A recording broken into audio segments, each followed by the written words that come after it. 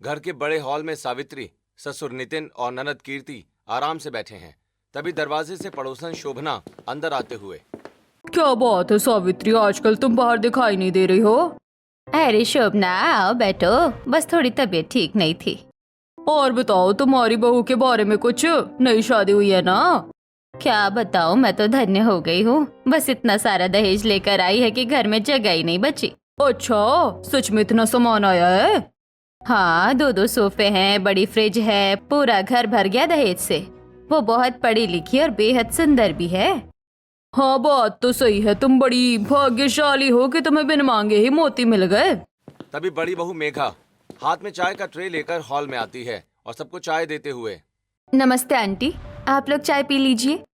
मेघा सबको चाय देकर चुपचाप वापस रसोई के अंदर चली जाती है। तब शोभना, तुम्हारी बहू तो सच में बड़ी अच्छी है, सबका कितना ख्याल रखती है। काहे की अच्छी है, एक फूटी कौड़ी का दहेज लेकर नहीं आई वो। इन्हें तो मैंने कितना मना किया था कि ये शादी मत करो, लेकिन ये माने ही नहीं। भूल गई क्या सावित्री कि ये मेरी माँ की पसंद है? वो हमारे फैमिली फ्रेंड थे। माँ ऐसा चाहती थी, इसलिए हमें उसे बहू बनाकर लाना पड़ा। माँ की पसंद थी तो क्या हम जिंदगी भर भुगते? मैं तो हमेशा माँ से कहती हूँ कि पता नहीं क्या देखकर आप लोगों ने भाभी को पसंद किया। ना पढ़ी लिखी और ना ही स्मार्ट है। भैया इतने स्मार्ट है, मुझे तो उन्हें अपनी फ्रेंड से मिलवाने में भी शर्म आती है। और तो और शादी की 4 साल हो गए, लेकिन एक भी बच्चा नहीं हुआ इसका। पता नहीं क्या सोचकर इसे इसके घर वालों ने हमारे पल्ले बांध दिया। अब अपनी अपनी किस्मत है सावित्री बहन, हमारी बहू में तो सारी खूबियां है। अच्छा, अब मैं चलती हूँ। शोभना हॉल से उठकर बाहर चली जाती है। मेघा अपने कमरे में खड़ी होकर ये सब सुनकर रोते हुए मन ही मन, कोई भी मुझसे खुश नहीं है। माता पिता गरीब थे, दहेज नहीं दिया तो मेरी क्या गलती? मैं पढ़ी लिखी नहीं हूँ तो मेरी क्या गलती? अगर मुझे अब तक कोई बच्चा नहीं हुआ तो भी मेरी क्या गलती है? मेघा रोते रोते बेड पर लेट जाती है। धीरे धीरे शाम हो जाती है और वो रसोई में जाकर खाना बनाने लगती है। तभी मेघा के फोन पर उसके पति सूरज का फोन आता है। जी कहिए, क्या बात है? आज मेरे दोस्त खाने पर आ रहे हैं, रसोई में कुछ अच्छा खाना बना लेना। हाँ हाँ बिल्कुल, चिंता मत कीजिए, मैं सब अच्छा बनाकर रखूंगी। मेघा फोन रखकर तेजी से खाना बनाने लगती है। वो कई तरह के पकवान तैयार करती है। खाना बनाने के बाद मेघा मन ही मन, काम तो हो गया, अब कमरे में जाकर कपड़े बदल लेती हूँ। मेघा अपने कमरे की तरफ जा रही थी कि तभी मेघा की सास उसे काम बता देती है। एक काम खत्म होता है, ससुर दूसरा काम बता देते हैं। इस तरह मेघा को कपड़े बदलने का समय भी नहीं मिलता और काम करते हुए शाम हो जाती है। शाम को मेघा की गांव की एक मौसी कॉल करती हैं और बातें करते हुए, कैसी हो बेटा? मैं तुम्हारे गांव से नंदिता मौसी बोल रही हूँ, पहचाना ना? हाँ हाँ मौसी, आप मेरे गांव से हो, मैं आपको कैसे भूल सकती हूँ। तेरे घर आई तो पता चला तू काफी दिनों से नहीं आई। वैसे तुझे पता है ना हम किस बारे में बात कर रहे थे? हाँ मौसी, मुझे अच्छे से याद है। तेरे माता पिता तो अब दुनिया में नहीं है, पर वो काम अपने चरम पर है। कुछ अच्छा हुआ तो बताऊंगी। हाँ मौसी, अच्छा अब मैं फोन रखती हूँ, मुझे नीचे बहुत काम करना है। मेघा फोन रख देती है। तभी आकाश वहां आकर, भाभी मैंने आपको अपनी टाई रखने के लिए कही थी और आपने उसे ड्रॉर में रखकर गंदी कर दी। आप एक भी काम ढंग से नहीं कर सकती हो क्या भाभी? वो मैं आकाश गुस्सा होकर वहां से चला जाता है। थोड़ी देर के बाद विकास किचन में आते हुए, भाभी मेरे लिए थोड़ा कॉफी बना देंगी क्या? हाँ देवर जी, मैं अभी बना देती हूँ। अच्छा रहने दीजिए, भैया के दोस्त आ रहे हैं, आप तो बहुत बिजी होंगी ना। कोई बात नहीं देवर जी, मैं बना देती हूँ। मेघा विकास को कॉफी बनाकर लाकर देती है। थोड़ी देर के बाद सूरज के दोस्त निखिल और नीता घर आते हैं। मेघा सीधे रसोई से आकर टेबल पर खाना लगाती है। तभी निखिल, अरे यार सूरज, तेरी बीवी नहीं आई हमसे मिलने, वो कहाँ है? अरे निखिल, यही तो है मेरी बीवी मेघा। हमको लगा ये तुम्हारे घर की काम वाली है। सूरज, तुम अपनी पत्नी का ख्याल नहीं रखते क्या? इन्होंने कपड़े भी कैसे पहने हैं? अरे नहीं नीता, ऐसी कोई बात नहीं है। अरे चलो जाने दो भाई, हो सकता है भाभी को सजने संवरने का शौक ना हो। थोड़ी देर के बाद दोस्त खाना खाकर चले जाते हैं। उनके जाने के बाद सूरज गुस्से में मेघा के कमरे में आकर, मेघा तुमको कोई तमीज है या नहीं है? तुम किसी से मिलाने के लायक ही नहीं हो यार। कपड़े तक नहीं बदल सकती थी क्या? तुम्हें मालूम था ना कि मेरे दोस्त आने वाले हैं। मुझे आज घर के कामों से कपड़े बदलने का समय ही नहीं मिला। ये सब बहाने मुझे मत बताओ, तुम्हारी वजह से आज मेरी बेइज्जती हो गई। सूरज गुस्से में वहां से चला जाता है और मेघा रोने लगती है। इसी तरह दिन बीतते रहते हैं। एक दिन दोनों भाई आकाश और विकास घर आते हैं। तब सावित्री उनसे, आओ आओ बच्चों बैठो, पंडित जी कुछ लड़कियों की फोटो लेकर आए हैं, तुम लोग जरा अपने लिए लड़कियां पसंद कर लो। अब तुम्हारी भी शादी की उम्र हो गई है तो मैं तुम लोगों की शादी करवा दूं। माँ हमें फोटो देखने की जरूरत नहीं है, हमने पहले से लड़की पसंद कर रखी है। हे भगवान, कहीं इन लोगों ने भी किसी गरीब लड़की को पसंद ना कर लिया हो। अच्छा बताओ तो सही, कौन है वो लड़की? माँ वो सेठ धनराज की दोनों बेटियां हैं, सानिया और सारिका। हम दोनों उन्हें पसंद करते हैं। अरे सेठ धनराज की बेटियां? बेटा ये तो बहुत अच्छी बात है। सेठ धनराज तो शहर के अमीर आदमी है, जरूर उनकी बेटियां भी बहुत अच्छी होंगी। हम कल ही रिश्ता लेकर चलेंगे। अगले दिन वो लोग रिश्ता लेकर सेठ धनराज के घर जाते हैं। दोनों बच्चे एक दूसरे को पसंद कर लेते हैं तो ज्यादा प्रॉब्लम नहीं होती और आकाश विकास की शादी सानिया सारिका से तय हो जाती है। समय बीतने के साथ दोनों भाइयों की शादी धूमधाम से हो जाती है और दोनों बहुओं के गृह प्रवेश की रस्म पूरी होने के बाद बाहर से कई मजदूर बहुत सारा सामान घर के अंदर लेकर आते हैं।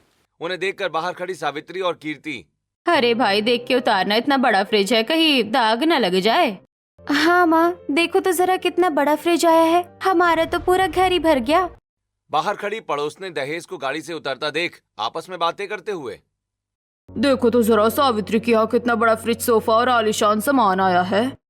सही कहती हो शोभा बहन, सुना सावित्री चाची की दोनों नई बहुएं अमीर घर से है तो दहेज तो मिलना ही था। सावित्री उन्हें बातें करते हुए सुन लेती है और उनके पास आकर, क्या बात हो रही है बहनों, जरा हमें भी तो पता चले। हम यही बात कर रहे थे चाची कि आपकी बड़ी बहू तो कुछ नहीं लाई थी, लेकिन ये दोनों इतना लाई है कि घर भर गया। हाँ किस्मत देखो, हमारे यहाँ तुम लोगों से भी बड़े बड़े फर्नीचर आए हैं। हाँ बहन वो तो दिख ही रहा है, तुम्हारी तो सालों की तमन्ना ही पूरी हो गई है। अच्छा अब हम चलते हैं, तुम भी जाओ और अपनी नई बहू की खबर लो। पड़ोसन चली जाती है और सावित्री घमंड में अंदर आती है। तभी मेघा वहाँ सबको पानी देने आती है। पानी का ग्लास लेकर सावित्री मेघा को ताने मारते हुए, आज तो मेरा घर पूरी तरह भर गया, सालों के मेरे सारे अरमान आज पूरे हो गए। मेरे घर का हर कोना दहेज से भर गया है। मेरी दोनों बहुएं सुंदर भी हैं और पढ़ी लिखी भी, वरना बड़ी वाली तो कुछ भी लेकर नहीं आई थी और ना ही उसमें कोई गुण है। मेघा बिना कुछ बोले चुपचाप अपने कमरे में चली जाती है और मनी मन सोचने लगती है, आज तक तो सिर्फ यही लोग मुझे ताने मारते थे, लेकिन अब तो 2 देवरानियां और आ गई है और वो इतना सब कुछ लाई है तो मुझे तो ताने मारेगी ही। मेघा ऐसा सोचकर रोने लगती है। तभी कमरे में सूरज आता है और मेघा से, क्या बात है मेघा, तुम इतनी ज्यादा उदास क्यों बैठी हो? बस यही सोच रही थी कि दोनों देवरानियां कितनी अच्छी है ना, और मैं उनके सामने कुछ भी नहीं। हाँ तो इसमें कोई शक नहीं, ये तो बिल्कुल सही बात है, लेकिन तुम्हें ऐसा सोचकर क्या फायदा, उनकी बराबरी तुम कभी नहीं कर सकती। इसलिए अपना दिमाग चलाना बंद करो और सो जाओ, सुबह उठकर बहुत काम भी है तुम्हें। मेघा के लिए तो बस यही प्यार था कि सुबह होगा और सारे काम करने होंगे। मेघा ये सब सोचते सोचते सो जाती है। अगली सुबह सानिया और सारिका तैयार होकर हॉल में सावित्री के पास आती हैं और, माँ जी आज हमारी पहली रसोई है, सुबह का खाना हम दोनों बहनें ही बनाएंगी। अरे तुम्हें खाना बनाने की क्या जरूरत है, बड़ी बहू रसोई में है ना, वो बना रही है, तुम लोग बस चम्मच चला देना। क्यों माँ जी ऐसा क्यों? हमारी पहली रसोई है तो जेठानी जी अकेले खाना क्यों बनाएंगी? हम खुद ही रसोई में जाकर खाना बना लेंगे। नहीं बेटा, तुम लोगों को ज्यादा परेशान होने की कोई जरूरत नहीं है, वो सब कर लेगी। नहीं माँ जी, परेशानी की कोई बात नहीं है, हम दोनों मिलकर सब कर लेंगे। सानिया और सारिका रसोई में जाती हैं, जहां मेघा काम कर रही होती है। दोनों बहुओं को देखकर मेघा, आओ आओ देवरानी जी, मैंने सब तैयार करके रख दिया है, सूजी भून दी है और सब्जियां भी काट दी है, मसाला भी पीस दिया है, मैं खाना बना दे रही हूँ, तुम लोग बस आकर चम्मच चला देना। लेकिन जेठानी जी आपने इतना काम क्यों किया? अब आप हटिए यहाँ से और जाइए, थोड़ा आराम कर लीजिए, बाकी का काम हम दोनों मिलकर संभाल लेंगे। नहीं नहीं मैं कर लूंगी, तुम लोग रहने दो। अरे जाइए ना जेठानी जी, हम दोनों बहनें अच्छे से काम कर लेती हैं, आप जाकर आराम कीजिए। उन दोनों की जिद पर मेघा रसोई से बाहर निकलकर कमरे की तरफ जाने लगती है। तभी सोफे पर बैठी सावित्री उसे टोकते हुए, मेघा कहाँ जा रही है तू? माँ जी वो लोग बोल रही थी कि वो खाना बना लेंगी, इसलिए मैं कमरे में जाकर आराम करूं। अरे तुझे थोड़ी भी शर्म नहीं आती? इतना सारा दहेज लाने के बाद भी वो दोनों काम कर रही है और तू कह रही है कि मैं आराम करूंगी। चल सीधे बाहर जा और पूरा आंगन झाड़ दे। माँ जी बाहर बहुत तेज धूप है, मैं शाम को आंगन झाड़ लूंगी। नहीं, कोई आराम करने की जरूरत नहीं है, अभी के अभी बाहर जाकर आंगन झाड़। मेघा बाहर जाकर तेज धूप में आंगन झाड़ने लगती है। तभी पड़ोसन राधा वहां आती है और मेघा को धूप में झाड़ू लगाते देख। अरे मेघा, तो तुम इस धूप में झाड़ू क्यों लगा रही हो? राधा, माँ जी चाहती है कि मैं इस धूप में झाड़ू लगाऊं। लेकिन इस चिलचिलाती धूप में तुमसे काम करवाना बहुत गलत है। मुझे तो ये सब करना ही पड़ेगा, बल्कि अब तो मुझे डर है कि मेरी देवरानी इतना दहेज लेकर आई है। अब तक तो घर वाले ही ताने मारते थे, अब तो वो भी मुझे ताने मारेंगी। बातें करके राधा वहां से चली जाती है। इधर सानिया और सारिका खाना बनाकर डाइनिंग टेबल पर लगा देती हैं। सब लोग आकर बैठ जाते हैं। अरे वाह भाई वाह, क्या खुशबू है। तुम दोनों ने खाने में क्या क्या बनाया है? भैया, हमने सूजी का हलवा, पराठे, दाल तड़का, पुलाव, पूरी और सब्जी बनाई है। आप सब लोग खाइए। चलो भाई, बहुत अच्छा खाना बना है। अब खाना खाना शुरू करो।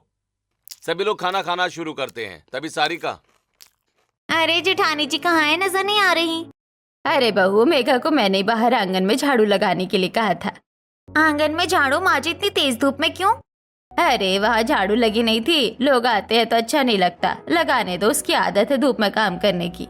नहीं माँ जी, ये तो गलत बात है, उन्हें यहाँ होना चाहिए था। हमारी पहली रसोई है, वो पहले सबके साथ खाना खा ले, काम बाद में भी हो जाएंगे। सानिया उठकर बाहर आंगन में जाती है जहां मेघा झाड़ू लगा रही होती है। जेठानी जी, आप ये क्या कर रही हैं? इतनी धूप में झाड़ू क्यों लगा रही है? छोड़ो ये झाड़ू, चलो अभी पहले हमारी पहली रसोई का खाना खाओ, उसके बाद काम करना।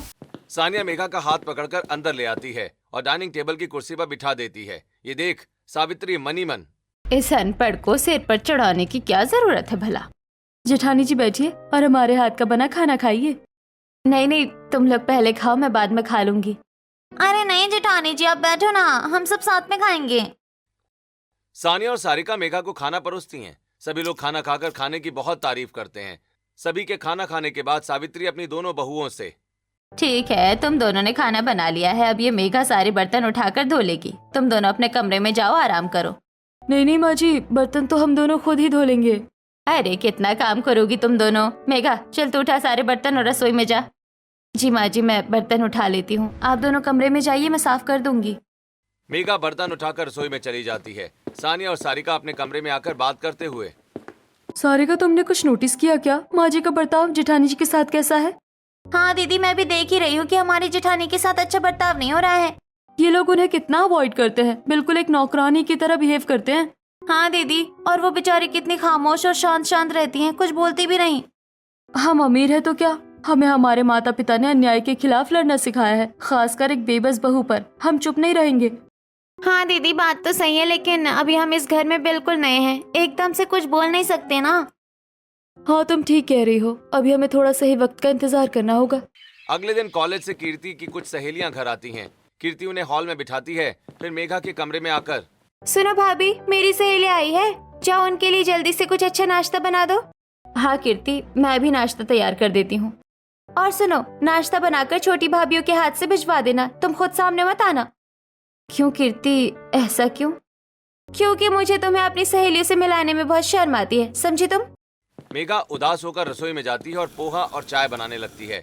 तभी सानिया और सारिका किचन में आती हैं और मेघा को काम करता देख, जेठानी जी, आप ये क्या कर रही है? ये नाश्ता किसके लिए बन रहा है? मैंने नाश्ता बना दिया है, ननन जी की सहेली आई है, प्लीज आप दोनों बाहर पहुंचा दीजिए। क्यों, आपने बनाया है तो हम क्यों पहुंचाएं? आप भी लेकर चलिए ना हमारे साथ। नहीं नहीं, उन्हें मुझे अपनी सहेलियों से मिलवाने में शर्म आती है, इसलिए मैं नहीं जाऊंगी। क्यों शर्म आती है? चलो हमारे साथ चलो, हम देखते हैं। नहीं छोटी बहू, वो बहुत गुस्सा करेंगी, तुम लोग ही ले जाओ। अरे चलो तो सही जेठानी जी, हमारे होते आपको डरने की कोई जरूरत नहीं है। तीनों बाहर हॉल में जाती हैं। सानिया के हाथ में चाय, सारिका के हाथ में पानी और मेघा के हाथ में पोहे की ट्रे है। उन्हें देखकर कीर्ति अपनी सहेलियों से, देखो ये मेरी दोनों भाभियां हैं, ये सानिया भाभी है और ये सारिका भाभी है, दोनों बहुत पढ़ी लिखी है। अरे कीर्ति, वो तो देखकर पता चल रहा है, तुमने इनसे तो मिलवाया ही नहीं, ये कौन है? ये तो पड़ोस की है, ज्यादा काम होता है तो हम बुला लेते हैं, आ जाती है काम में मदद करने, बदले में कुछ खाना और पैसे दे देते हैं। भाई, इंसानियत नाम की भी कोई चीज है? मेघा की आंखों में आंसू आ जाते हैं और वो चुपचाप ट्रे रखकर अंदर अपने कमरे में चली जाती है। उसके जाने के बाद सानिया कीर्ति से, कीर्ति, ये तुम क्या कह रही हो? वो इस घर की बड़ी बहू और तुम्हारी भाभी है, हम सबकी बड़ी। कीर्ति, तुम हमसे इतना बड़ा झूठ बोल रही थी, अपनी भाभी को पड़ोसन बता रही हो। वो मैं तो बस ऐसे ही कह रही थी, मजाक के लिए। कीर्ति, हमें नहीं पता था कि तुम अपनी भाभी के लिए इतना बड़ा मजाक करोगी। ये हमें बिल्कुल अच्छा नहीं लगा। हम जा रहे हैं। कीर्ति की सहेलियां बिना नाश्ता किए घर से बाहर चली जाती हैं। कीर्ति गुस्से में मेघा के कमरे में जाकर चिल्लाते हुए, क्या मिला आपको मेरी सहेलियों के सामने मेरी बेइज्जती करवाकर? किसने कहा था आपको बाहर आने के लिए? अंदर नहीं रह सकती थी क्या? मुझे तो लगता है आप अपनी आदत से कभी बाज नहीं आओगी। इससे पहले कि मेघा कुछ बोलती, सारिका और सानिया कमरे में आकर, कीर्ति, वो तुम्हारी भाभी है, तमीज से बात करो। और हमने उन्हें कहा था सामने जाने के लिए। कीर्ति गुस्सा होते हुए वहां से चली जाती है। तब सानिया और सारिका मेघा के आंसू पोंछते हुए, रोइए मत जेठानी जी, आपके साथ आज तक जो भी गलत हुआ वो अब नहीं होगा। अब बड़ी बहू के आंसू पोंछने को छोटी बहुएं आ गई हैं। मेघा को अपनी दोनों देवरानियों की बात से कुछ सांत्वना मिलती है और वो चुप हो जाती है। ऐसे ही कुछ दिन और बीत जाते हैं।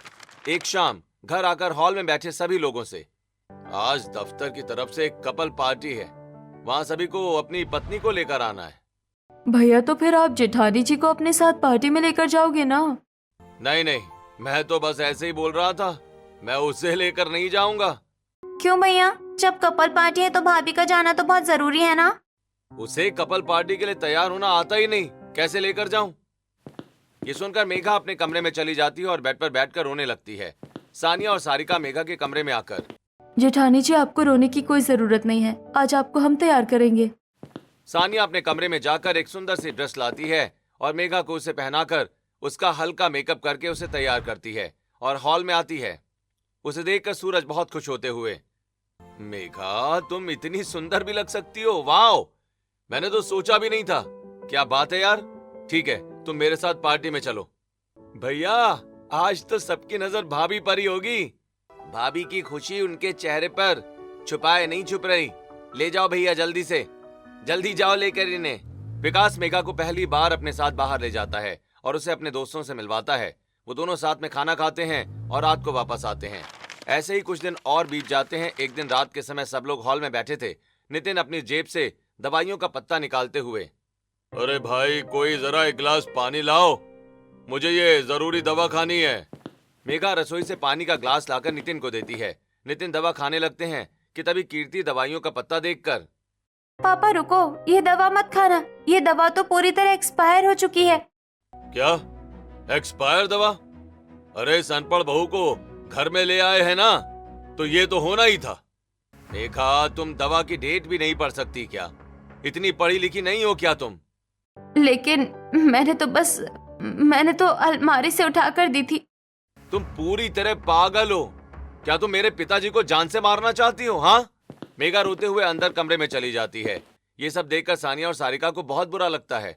वो भी वहां से उठकर बैल्कनी में आकर खड़ी होकर आपस में बातें करते हुए, सारिका, जरा आसमान में चांद को देखो, उस चांद पर कितने सारे दाग दिखाई दे रहे हैं ना। हाँ दीदी, जब भगवान के बनाए चांद पर दाग है तो हम तो फिर भी इंसान हैं, कमियां होना लाजमी है। बिल्कुल वैसी कमी जैसी हमारी जेठानी में है। वो कितनी अच्छी है, पर हमारे ससुराल वालों को सिर्फ उनकी बुराइयां ही दिखती है, अच्छाइयां नहीं। हमने तो इन्हें सीधे तरीके से समझाने की बहुत कोशिश की, पर कोई समझता ही नहीं। हाँ, अब इन्हें सीधे तरीके से समझ नहीं आएगा, अब हमें दूसरे तरीके से समझाना होगा। दोनों अपने कमरे में जाकर सो जाती हैं। अगले दिन सुबह सावित्री और नितिन हॉल में सोफे पर बैठे हैं। तभी सानिया और सारिका वहां आकर, सासू माँ, मेरी कुछ सहेलियां घर आ रही है, आप लोग इस सोफे से उठ जाइए। क्या? ये तो क्या बोल रही है बहू, मैं अपने ही घर में सोफे पर ना बैठूं? हाँ, और ससुर जी आप भी उठिए, ये सोफा हमारे दहेज का है, इस पर सबसे पहले हमारी सहेलियां बैठेंगी। और वैसे भी देखिए ना, आप लोगों ने इस पर बैठ बैठ कर इसकी क्या हालत बना दी है। बहू, तुम हमसे कैसी बदतमीजी से बातें कर रही हो? तुम्हें बड़ों का आदर करना नहीं आता क्या? आप लोग अपनी कुर्सियां लगाइए या चटाई बिछाइए, हमारे सोफे पर मत बैठना। अगर हमारी फ्रेंड आए तो क्या दिखाऊंगी कि टूटी फूटी चीजें दी है हमारे मायके वालों ने। सानिया और सारिका सभी को सोफे से उतार देती हैं। शाम को जब आकाश और विकास घर आते हैं तो सावित्री शिकायत करते हुए, देखो ना आकाश, विकास, तुम्हारी पत्नी आज हमसे कैसा व्यवहार कर रही है, सोफे से उठा दिया। क्या उनकी इतनी हिम्मत? रुकिए माँ, मैं अभी जाकर सानिया से बात करता हूँ। आकाश गुस्से में अपने कमरे में जाकर सानिया से, सानिया, ये क्या बदतमीजी है? तुमने मम्मी पापा को सोफे से क्यों उठा दिया? क्यों? क्यों, मैंने क्या गलत कहा? वो दहेज हमारा है। तुम्हें माफी मांगनी पड़ेगी। अगर आपको इतनी दिक्कत है तो हमारा सारा सामान दहेज वापस कर दो, फिर हम बात करेंगे। आकाश चुप हो जाता है क्योंकि मोटी रकम और सामान जो मिले थे। इधर विकास भी अपने कमरे में। सारिका, तुम्हें मम्मी पापा से तुरंत माफी मांगनी चाहिए। क्यों माफी मांगू? जब बड़ी भाभी दहेज नहीं लाई तो उन्हें हमेशा ताने दिए जाते हैं। मैं दहेज लेकर आई हूँ तो वो सामान मेरा हुआ। मैं बड़े घर की लड़की हूँ, दबाने की सोचना भी मत। विकास भी डरकर चुप हो जाता है। थोड़ी देर के बाद सानिया और सारिका की सहेलियां घर आती हैं। दोनों हॉल में सोफे पर बैठकर अपनी सहेलियों से बात करती हैं और साथ ही अपने ससुराल वालों से। चलिए आप लोग उठकर अंदर जाइए। सासू माँ, आप रसोई में जाकर मेरी सहेलियों के लिए अच्छा नाश्ता बनाइए। मैं नाश्ता बनाऊं? हाँ, और ससुर जी जरा आप मेरे कमरे की सफाई कर दीजिए, वो काफी गंदा पड़ा हुआ है। कीर्ति डरकर धीरे धीरे वहां से खिसकने लगती है तो सानिया उसे रोककर, रुको कीर्ति, तुम कहाँ भाग रही हो? जाओ बाहर जाकर नींबू लेकर आओ और हमारे लिए नींबू पानी बनाओ। तभी आकाश और विकास भी वहां आ जाते हैं। सारिका उन्हें भी काम पर लगा देती है। अरे आप दोनों क्या देख रही हो? जाओ अपनी माँ की मदद करो रसोई में और खाना बनाओ। कैसी बातें कर रही हो तुम हमसे? हम रसोई का काम करेंगे। सानिया और सारिका उन्हें घूर कर देखती हैं। तब सावित्री उनके कान में, अरे बहू, अपने घर के काम में शर्म कैसी? ये लोग अपना दहेज उठाकर चली गई तो हमारी बेइज्जती हो जाएगी। सब लोग अपने अपने काम में लग जाते हैं। कीर्ति धूप में नींबू लेने जाती है और नितिन कमरे की सफाई करने लगता है। तो वहीं सावित्री अपने दोनों बेटों के साथ किचन में नाश्ता बनाती है। सहेलियां ये सब देखकर हैरान होते हुए सानिया से, अरे यार ये क्या है? तू अपने ससुराल वालों के साथ ऐसा बिहेव क्यों कर रही है? हाँ, तो हम दहेज लेकर आए हैं, पढ़ी लिखी और सुंदर हैं। हमें अपने ससुराल वालों से ऐसा व्यवहार करने का पूरा अधिकार है। इधर मेघा रसोई में आकर, लाइए सासू माँ, मैं आपकी मदद करा देती हूँ, आप थक गई होंगी। तभी पीछे से सानिया आकर गुस्सा करते हुए, किसी की मदद करने की जरूरत नहीं है। हाँ हाँ बहू, ठीक है, मेघा तू जा यहाँ से, हम खुद ही कर लेंगे सारा काम। मेघा उदास होकर रसोई से बाहर चली जाती है। सावित्री अपने बेटों के साथ नाश्ता बनाकर डाइनिंग टेबल पर लगा देती है। सानिया और सारिका अपनी सहेलियों के साथ नाश्ता करती हैं। कुछ देर के बाद सहेलियां घर से चली जाती हैं। उनके जाने के बाद सूरज घर आता है और सारी बात जानने के बाद, आखिर तुम दोनों ऐसा व्यवहार क्यों कर रही हो? इसीलिए क्योंकि हम बड़ी भाभी की तरह ना ही अनपढ़ हैं और ना ही गरीब घर की लड़की हैं। अब से आप लोगों को हमसे पूरी तरह दबकर रहना पड़ेगा, जैसे बड़ी जेठानी जी आप लोगों से दबकर रहती हैं। उन दोनों की बातों का किसी के पास कोई जवाब नहीं होता, इसलिए सब लोग चुप हो जाते हैं।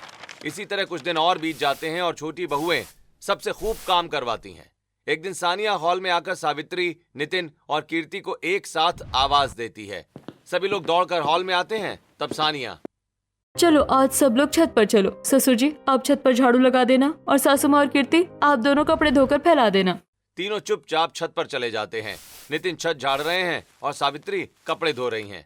तभी पड़ोसन राधा अपनी छत से उन्हें देखकर ताने देते हुए, क्या बात है सावित्री बहन, आजकल तुम लोग बहुत काम कर रहे हो। हाँ राधा, वो दरअसल में बड़ी बहू थक जाती है ना, इसलिए हम कर रहे हैं। बहू को ज्यादा काम करवाना ठीक बात नहीं है। अच्छा, बड़ी बहू थक जाती है या छोटी बहू ने काम पर लगा दिया है? अगर दहेज का लालच करोगी तो ये तो होना ही था। सावित्री अपना मुंह छिपाकर कपड़े धोने लगती हैं। ऐसे ही शाम को आकाश और विकास दफ्तर से घर लौटते हैं। सारिका और सानिया दोनों को खाना बनाने में लगा देती हैं। दोनों भाई खाना बनाकर टेबल पर लगा देते हैं। सानिया मेघा को डाइनिंग टेबल पर बिठाती है और खुद उसके साथ बैठकर खाना खाते हुए, और सुनो सब लोग, अभी कोई खाना नहीं खाएगा, पहले हम दोनों बहन और जेठानी जी खाएंगे, क्योंकि डाइनिंग टेबल पे मेरे पापा ने दिया है। तीनों खाना खाकर अपने अपने कमरों में चली जाती हैं। फिर बाकी सभी लोग भी खाना खा लेते हैं। उसके बाद हॉल में नितिन, सावित्री और उनके बेटे बैठकर बातें करते हुए, अरे भाई सचमुच इन दोनों से तो अच्छी हमारी बड़ी बहू मेघा ही है। कम से कम उसने कभी हमारे साथ ऐसी बदतमीजी तो नहीं की।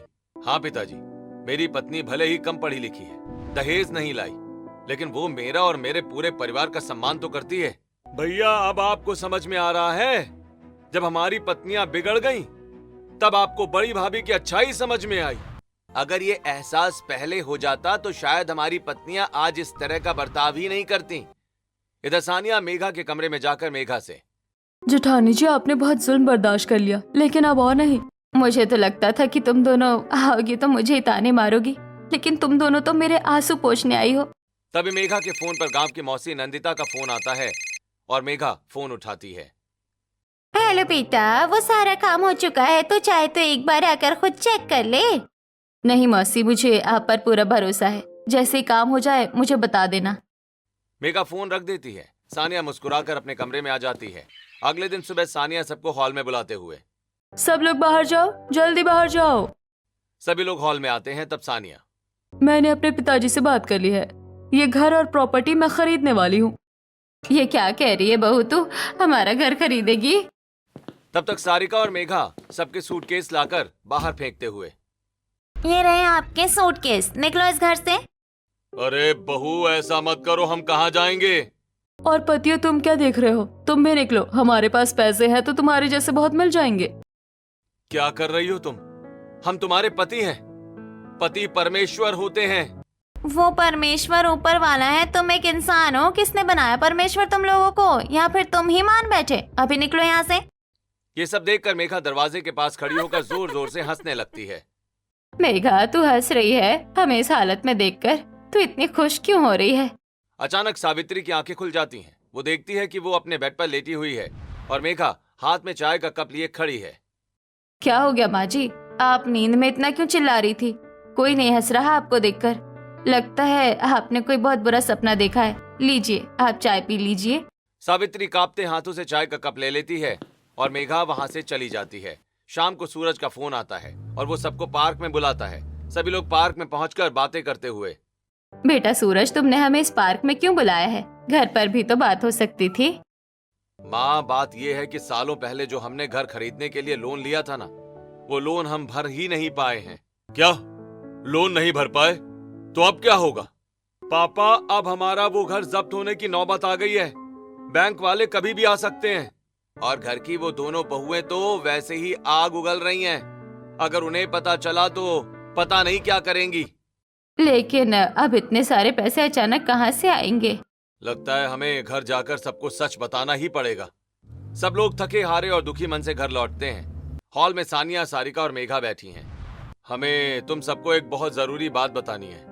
हमारा घर लोन ना चुका पाने के कारण जब्त होने वाला है। हमें ये घर छोड़कर जाना पड़ेगा। तभी घर के दरवाजे पर एक आदमी आता है और मेघा के हाथ में एक लिफाफा और एक चेक थमाकर कुछ बताता है और चला जाता है।